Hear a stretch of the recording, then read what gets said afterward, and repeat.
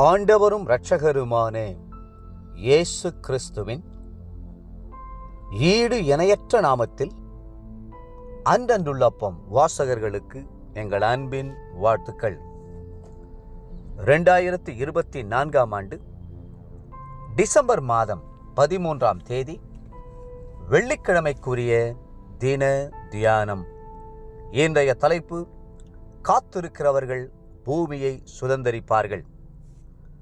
37ஆம் சங்கீதம் 9ஆம் வசனம் சொல்லுகிறது, பொல்லாதவர்கள் அறுப்புண்டு போவார்கள், கர்த்தருக்கு காத்திருக்கிறவர்களோ பூமியை சுதந்தரித்துக் கொள்வார்கள்.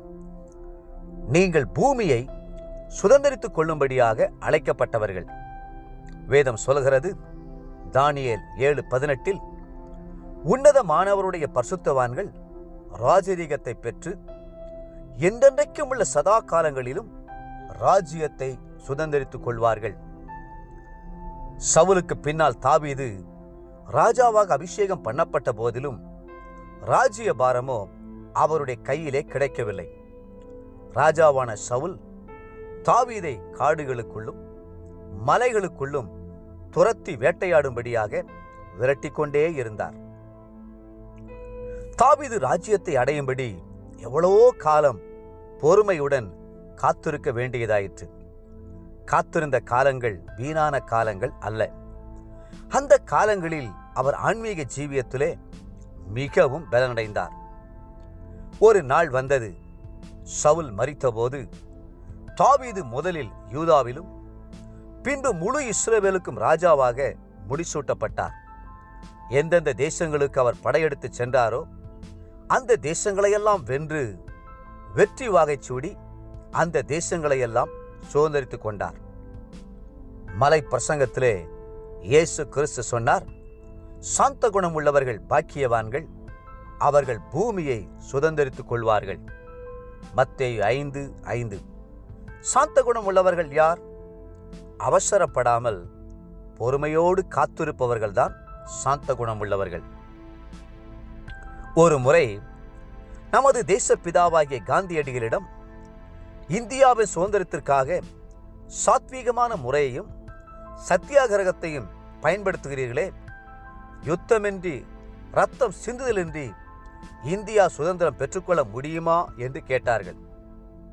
அதற்கு அவர் மத்தேயு 5:5 மேற்கோள் காட்டி, சாந்த குணம் உள்ளவர்கள் பாக்கியவான்கள், அவர்கள் பூமியை சுதந்திரித்துக் கொள்ளுவார்கள் என்று வேதம் சொல்லுவதால் இந்தியாவின் சுதந்திரத்திற்காக நான் சாந்த குணத்தையே பயன்படுத்துவேன் என்றார். ஆகவே தேவனுடைய அன்பிலே உங்களை காத்துக்கொண்டு நித்திய ஜீவனுக்கு ஏதுவாக நம்முடைய கர்த்தராகிய இயேசு கிறிஸ்துவினுடைய இரக்கத்தை பெற காத்திருங்கள். யூதா 1:21. கர்த்தருடைய பாதத்தில் காத்திருக்கிறவர்களுக்கு நிச்சயமாகவே அவர் இரக்கம் பாராட்டுவார். நம்முடைய கர்த்தர் உருக்கமும் இரக்கமும் நீடிய சாந்தமும் மிகுந்த கிருபையும் உள்ளவர். அவர் எப்பொழுதும் கடிந்து கொள்ளார், என்றென்றைக்கும் கோபம் கொண்டிரார். 103ஆம் சங்கீதம் 8-9 வசனங்கள். தேவ பிள்ளைகளே, கர்த்தருக்கு காத்திருங்கள்.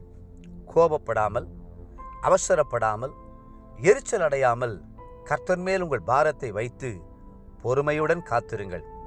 நிச்சயமாகவே நீங்கள் பூமியை சுதந்தரித்துக் கொள்வீர்கள். இன்றைய நினைவிற்கு தானியேல் 7:27.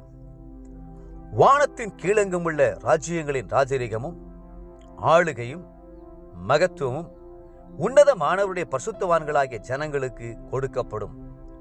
அவருடைய ராஜ்யம் நித்திய ராஜ்யம். சகல கர்த்தத்துவங்களும் அவரை சேவித்து அவருக்கு கீழ்ப்பட்டிருக்கும். இன்றைய வேத வாசிப்பு காலை ஓசியா 12, 13 மற்றும் 14 அதிகாரங்கள். மாலை வெளிப்படுத்தின விசேஷம் 4ஆம் அதிகாரம். அன்புக்குரிய அன்றன்றுள்ளப்பம் வாசகர்களே, மீண்டும் உங்களை வாழ்த்துகிறோம். பொறுமையோடு காத்திருங்கள், நீங்கள் பூமியை சுதந்தரித்துக் கொள்வீர்கள். கர்த்தர் தாமே உங்களை ஆசீர்வதித்து மென்மேலும் உயர்த்துவாராக. ஆமென்.